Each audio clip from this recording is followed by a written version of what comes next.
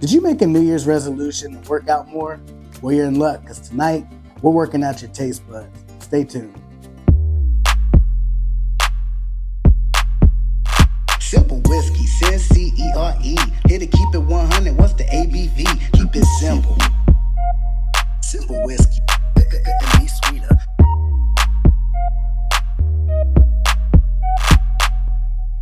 What's up, everybody, and welcome back to the Simple Whiskey Show. I'm Cyncere, and tonight we're diving into how to effectively taste whiskey. If you're new to the channel, don't forget to like, subscribe, turn on your notifications to stay up to date on all things simple whiskey. Let's jump right in. You should think of today's video like a fitness video for whiskey tasting. You get your equipment, you get your well-balanced diet of bourbon, try to figure out your reps, your PRs, your max, what you should start with. I'm only partially joking. For equipment, it all starts with glasses. While I do probably need those glasses as well, not the glasses we need for tonight's training. Glasses make a huge difference when trying to enhance the flavor profiles you get on whiskey. When I'm relaxing in the evening with a pour of something that I've already had, I'm already familiar with it, there's no shame in my game. I might have a red solo cup. It just depends on what's readily available to me at the time and what type of a mood I'm in. But when it's time to try a new whiskey, now that's a different story. For that, I'm gonna have to pull out my handy dandy Glencairn. The cone shape on these helps funnel up and focus the scents in the glass. Other popular glasses in tasting include tulip glasses, which look like wine glasses, Tribeca glasses, and Norling glasses, which is a glass within a glass to help the whiskey keep the temperature you originally pour it at. So one of the first things I like to dive into is swirling, swiveling, or rolling. Call it what you want to call it. Either way, all you're doing is aerating the whiskey. More often than not, you'll see people shake a glass similar to this. I personally like to roll my glass. I've spilt numerous amounts of whiskey on this table rolling glasses, but when I roll it, that gets the full effect of the whiskey. It lets the whiskey coat the entire glass around the inside. So when I go to nose it, I get immediate aromas. There's no guessing. Yeah, the cone shape helps it do that, but if you've already coated the side of the glass with the whiskey you're about to sample, chances are it's going to only enhance that scent that much more. Another thing I like to do is let the bourbon breathe a little bit. So as soon as I pop the top, pour me a little bit into a glass, I'll let that glass sit for at least 10 minutes. That way it'll have time to breathe as well, which I know in some videos or in some instances, people will always talk about the neck pour.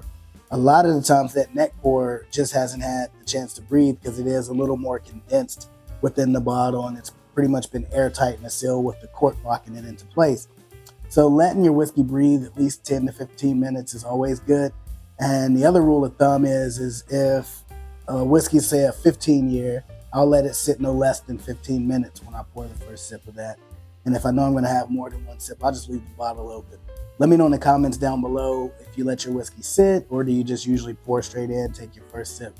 Now, the appearance of whiskey tells a story all of its own as well. Like when you have a more darker, richer in color whiskey, typically that's going to let you know that that whiskey's been aged a little bit longer. And if you have like a lighter whiskey, I think Buffalo Trace might be like 6 years. I could be wrong.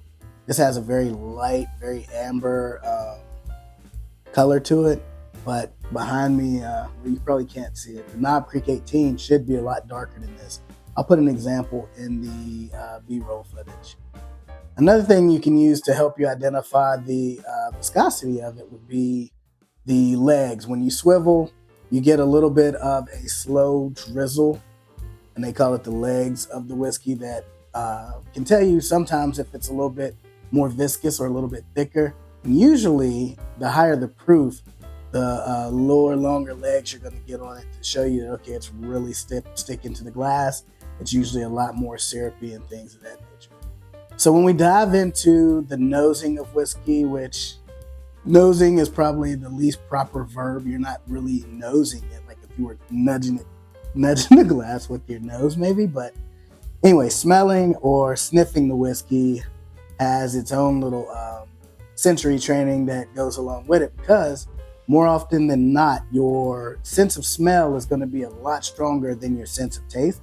Your sense of smell assists you in what you taste. So if you want a good preview of what you're about to take a sip of, you want to make sure that you're getting the full quality nose or smell at it. When I first started, I'm sure my nosing, I'll see if I can look back at some of my older videos. I'm sure it probably needed a TVMA rating. I probably was just forcing my nose straight in the cone, but now I kind of have a little bit more of a technique that I like to use. Obviously, I do the swivel first to kind of aerate it and get some of the aromas up. Then I go from one side to the other nostril-wise. Mouth slightly open. You don't want to be like, go from nostril to nostril. And then you don't get as much of that ethanol-y smell as you get if you just go straight in. And even on a 90 proof Buffalo Trace, putting that nose deep down in there, you smell alcohol, but come this way. And then you get like toffee. It's good. Time for some cross training as we're going to go from nose to mouth. All right. Just like with working out, watching the video may be the right thing to do first to kind of get some of those techniques down. But what I like to do is also get a list of common whiskey notes. That way you're taking some of the guesswork out of it. But when I have a list in front of me, what I have found is that, like for instance, when I nose this one, I immediately get toffee. Toffee is one of the notes that's on the list that I usually look at. Another thing that I like to do is I like to go to a manufacturer's website and see what they say that their bourbon or whiskey should taste like. Because to me, a lot of times I'll get something different. And then sometimes I'll do my tasting first and say, like for this, where I say, okay, I got toffee or caramel or a little bit of oak on the finish. And then you go to their website and it's like robust aromas of mahogany smoked wood. And it's like, all right, well, I got oak. It's fine. But it does give you a little bit of a hint of what they are claiming you get on it. But I have found that sometimes when you look at those notes, it does ring true to what they have described in terms of the aromas as well as what you get on the palate. And another part of the mouth workout, don't forget mouthfeel, and that's just the viscosity. Is it creamy? Is it rich? Is it thin? Is it watery? And all that is whenever you take your first sip and it coats your mouth, does it linger a little bit? Does it stick? Does it go straight down as easy as water? And then, of course, that would be a little bit thinner. Or is it thick? And in most instances, when it is a little bit thicker, I'll call that more of like a creamy mouthfeel for me. But again, that's just the other portion of tasting that more often than not, you don't hear a lot of people talk about that when trying to understand the characteristics of a whiskey. But that's one of the ones that if it has a nice mouthfeel, like if it's really rich, really creamy, that in itself is a good trait to have in a good whiskey. So usually when I am tasting, it takes me 2 to 3 sips to really get a complete taste, especially if it's the first sip of the night. For example, your first sip of the night, you got your 90 proofer, 100 proofer. You take that first sip and you probably get some of the deeper notes. More often than not, you don't get 4 and 5 different things on that first sip. You get something that's pretty prominent up front, and then you build off of that. The first sip is just like whenever you're drinking coffee. You don't take a fresh pot of coffee, pour your glass, and take a big gulp. You take your first sip, you get just enough in your mouth to figure out if it's warm or not, if it's too hot. And then after that, your second sip is where you're going in, trying to get some of that rich coffee flavor. If you use cream or any other like additives to your coffee, you're trying to figure out if you got that perfect little blend of what you set out to accomplish in terms of your taste. And whiskey's the same way. So that first sip, mouth slightly open, and just get a little bit in.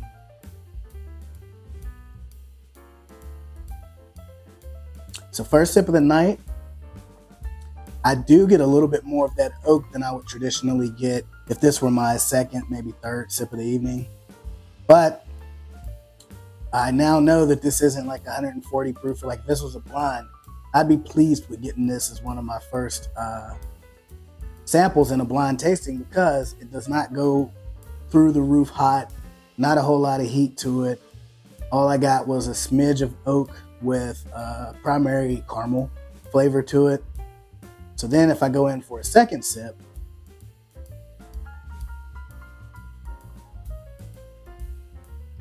that's where you'll notice I do what they call a Kentucky chew. But when you're sloshing it around in your mouth to kind of get every ounce of flavor you can get out of that liquid, your sip is a lot more than what it was on the first one when you're just kind of introducing yourself to it.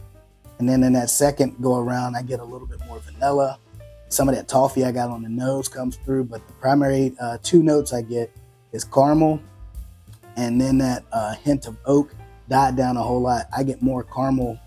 It goes caramel, toffee, vanilla, then that oak. And that kind of leads me into the next piece, which would be like the finish. The finish is okay, now that you've already swallowed the entire amount of liquid, you have that aftertaste in your mouth, and you can kind of swish around just some air. And if you feel like, I don't really get much, that means there's not a lasting finish or a light finish. Then if when you first take that sip, get everything down, and you do that with your swishing your air around, you get oakiness, a little bit more of that burn. It's like, oh, okay, that's a medium finish. But you got 140 proof whiskey. You do that afterwards, and you get a lot more heat to where it's almost like, man, my eyes could almost water from that. But ooh, do I get a nice smoky oaky is what I like to say, a little smoky oaky. And in that instance, you might have a longer finish. Before you go back in for your second sip, if you can still kind of taste the flavors of that whiskey, that's a great finish. More often than not, you might have a medium finish. I hope you enjoyed tonight's video and got something out of it. I know that was a little bit shorter than some of the traditional videos, but I kind of wanted to take this year to say, okay, what are some of the things that people have asked me about in the comments, or people see videos on and then they're like, oh, well, I never really knew that. So I thought, instead of just always doing blind tastings or always just doing reviews, maybe we'll share some information. I will say in the comments, I have a lot of folks that leave me insight and tidbits. I'm learning so much about Scotch that I think that I'm going to have to go down the Scotch journey at some point this year. But I do appreciate the comments. I do appreciate the feedback. So keep leaving me the comments down below. If you enjoyed this content, don't forget to like, subscribe, turn on your notification bells to stay up to date on all things simple whiskey. As with all good things in life, all good tastings must come to an end. Thanks for tuning in, and as always, drink responsibly, keep it simple, and cheers.